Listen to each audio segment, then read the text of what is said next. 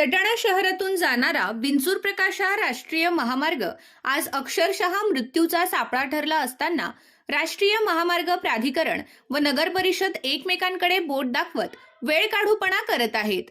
ठेकेदार पलायन करतो, अधिकारी टोकडी उत्तरे देतात आणि शहरवासीय धूळ, खड्डे व अपघातांच्या गर्तेत अडकतात।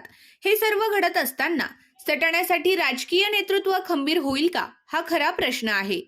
शहरातून जाणाऱ्या राष्ट्रीय महामार्गाचे काम गेल्या अनेक महिन्यांपासून रेंगाळले असून हा रस्ता नागरिकांसाठी सोयीचा नव्हे तर संकटाचा ठरला आहे। खड्डे, धूळ, वाहतूक कोंडी आणि अपघात हे रोजचेच झाले आहेत। आंदोलनेही रोजचीच झाली आहेत। पण प्रशासन मात्र फक्त बैठका घेऊन काहीतरी सुवर्ण मध्य काढण्याचा देखावा करून वेळ मारून नेत असल्याचे चित्र आहे। पण प्रशासन कायदेशीर आणि नियमांनुसार अतिक्रमणाच्या विरोधात धडक कार्यवाही का करत नाही? प्रशासनाने विनाकारण काहीतरी सुवर्ण मध्य शोधण्याचा प्रयत्न करणे म्हणजे एक प्रकारे अतिक्रमण धारकांना पाठीशी घालण्याचाच हा प्रकार असल्याची उघड चर्चा होत आहे। प्रशासन नागरिकांच्या सुरक्षेसाठी आणि सुविधेसाठी कोणतीही ठोस भूमिका का घेत नाही? या दिरंगाईचा अर्थ काय आणि कारण काय? की काही अर्थकारण दडले आहे असा सवाल उपस्थित होणे स्वाभाविक आहे। सटाणा शहरातून जाणारा पूर्वीचा दुपदरी राज्य महामार्ग हा सार्वजनिक बांधकाम विभागाकडून राष्ट्रीय महामार्ग प्राधिकरणाकडे हस्तांतरित करण्यात आला आहे। त्याचा दर्जा वाढून तो चौपदरी झाला आहे। शहराचा वाढलेला विस्तार, लोकसंख्या आणि मोठ्या प्रमाणातील वाहतूक लक्षात घेता हा रस्ता आधीच अपुरा पडत होता। राष्ट्रीय महामार्ग प्राधिकरणाने काम सुरू केले, मात्र अतिक्रमण काढण्यासाठी राष्ट्रीय महामार्ग प्राधिकरण पुढाकार घेत नसल्यामुळे अतिक्रमणाला कंटाळून ठेकेदाराने काम अर्धवट सोडून दिले आहे। त्यानंतर रस्त्याची अवस्था अधिकच बिकट झाली। खड्डे वाढले, धुळीचे साम्राज्य पसरले आणि अपघातांचे प्रमाण वाढले। तहसीलदारांच्या दालनात अनेक बैठका झाल्या, पण निष्कर्ष मात्र शून्य निघाला। फक्त धुळीवर उपाययोजना म्हणून नवनिर्वाचित नगराध्यक्ष हर्षदा पाटील यांनी या रस्त्यावर दररोज पाणी फवारण्याची केलेली उपाययोजना त्यातल्या त्यात सुखावणारी असली तरी हा भार नगर परिषदेने का व किती दिवस उचलावा यालाही मर्यादा आहे। या रस्त्याच्या अतिक्रमण धारकांचे अतिक्रमण कुठेपर्यंत आहे याचे मार्किंग सटाणा नगर परिषद निवडणुकीच्या आधी राष्ट्रीय महामार्ग प्राधिकरणाने करून तशा नोटीसही बजावल्या होत्या, पण ती कार्यवाही अचानक का थांबली याचे कारण जसे बाहेर आलेले नाही, तसे या रस्त्याची ऑगस्ट 2009 मध्ये झालेल्या मोजणीची शीट आता भूमापन विभागाकडे उपलब्ध नसल्याची बाब अचानक समोर येणे हा निव्वळ योगायोग म्हणता येईल का, की यातही काही अर्थकारण दडले आहे असा गंभीर प्रश्न निर्माण होत आहे। महामार्ग प्राधिकरणाचे अधिकारी तोकडी उत्तरे देत कधी भूमापन विभागाकडे तर कधी नगर परिषदेकडे बोट दाखवून जबाबदारी झटकताना दिसतात। प्रत्यक्षात नेतृत्वाच्या खंबीरपणाच्या अभावामुळेच ही पोकळी अधिकच ठळकपणे जाणवते।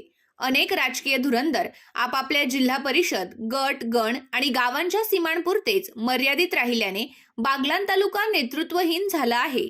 त्यामुळे शहरवासियांची नजर आता नजीकच्या तालुक्यातील वजनदार मंत्री दादा भुसे यांच्या नेतृत्वाकडे लागून राहिली आहे।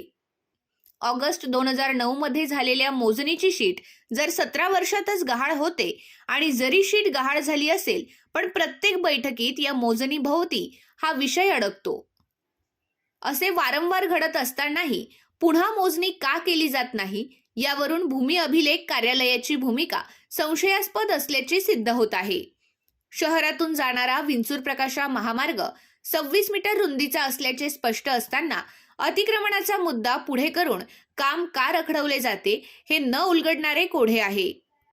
जिजामाता उद्यानाजवळ पुलाला जोडणाऱ्या रस्त्याला अडथळा ठरणारी भिंत महामार्ग प्राधिकरणाने जमीनदोस्त केली, मग शहरातील 26 मीटर रस्त्याला अडथळा ठरणारी अतिक्रमणे का हटवली जात नाहीत, यामागील कारणे गुलदस्त्यात का ठेवली जात आहेत असा संतप्त सवाल नागरिक विचारत आहेत। नियमांनुसार या 26 मीटर रुंदीच्या महामार्गाच्या मध्यात 60 सेंटीमीटर रुंदीचा दुभाजक, दोन्ही बाजूंना 3.75 मीटर रुंदीच्या 2 धावपट्ट्या असा 7.50 मीटर रुंदीचा कॉन्क्रीट रस्ता व त्यांच्या लगत 4 मीटर रुंदीचे डांबरीकरण आणि शेवटी रस्त्याच्या कडेला पावसाचे पाणी वाहून जाण्यासाठी 1.20 मीटर रुंदीचा स्टॉर्म वॉटर ड्रेन अशी रस्त्याच्या दोन्ही बाजूंनी व्यवस्था करून 26 मीटर रुंदीचा रस्ता करणे ही संपूर्ण जबाबदारी राष्ट्रीय महामार्ग प्राधिकरणाचीच आहे. यात शहरवासियांना नगर परिषद पुरवत असलेल्या सुविधांचे झालेले नुकसान नव्याने करून देण्याची जबाबदारी देखील राष्ट्रीय महामार्ग प्राधिकरणाचीच आहे. कॉन्क्रीट रस्त्याच्या बाहेर डांबरी रस्त्याच्या खालून रस्त्याच्या दुतर्फा शहरवासियांना पुनर्द योजनेचे पाणी वितरणासाठी स्वतंत्र पाईपलाईन, उंच पाण्याच्या टाक्या भरण्यासाठीही स्वतंत्र पाईपलाईन, भविष्यातील भूमिगत गटारींच्या पाईपलाईन, भूमिगत विद्युत वाहिन्या व टेलिफोन वाहिन्या यांची व्यवस्था कॉन्क्रीट रस्त्याच्या खाली करता येत नसल्याचा नियम राष्ट्रीय महामार्ग प्राधिकरणाचा असल्यामुळे कॉन्क्रीट रस्त्यालगतच्या डांबरी रस्त्याखाली या भूमिगत व्यवस्था करण्यासाठी अतिक्रमण काढणेच आवश्यक आहे.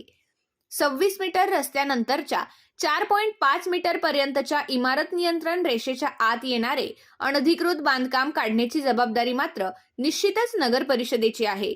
पण रस्त्यावरचे अतिक्रमण न काढता फक्त नगर परिषदेकडे बोट दाखवणे म्हणजे स्वतःची जबाबदारी झटकण्याचाच राष्ट्रीय महामार्ग प्राधिकरणाचा हा प्रकार आहे. हा महामार्ग पूर्ण झाल्यास सटाण्याची वाहतूक आणि जीवनमान सुरक्षित होऊन सटाण्याच्या सौंदर्यातही भर पडेल. दुभाजकात पथदीपांचे खांब, शिवतीर्थ, बस स्थानक व स्वर्गीय पंडितराव धर्माजी पाटील या चौकांमध्ये सिग्नल यंत्रणा बसवता येईल. वाहतूक सुरळीत, नियोजनबद्ध आणि सुरक्षित होईल. मात्र ही सर्व स्वप्ने राष्ट्रीय महामार्ग प्राधिकरणाच्या उदासीनतेमुळे धुळीस मिळत आहेत.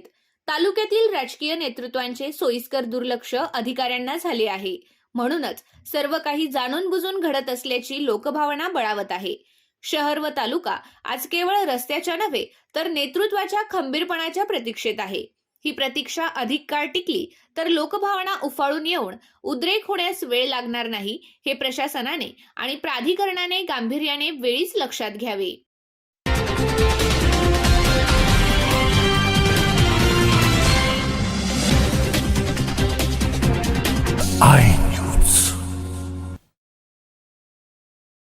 आपल्या आय न्यूज चॅनलला सबस्क्राईब करण्यासाठी बेल आयकॉनला क्लिक करा आणि बातम्या वाचण्यासाठी प्ले स्टोअरवरून आय न्यूज ॲप डाउनलोड करा.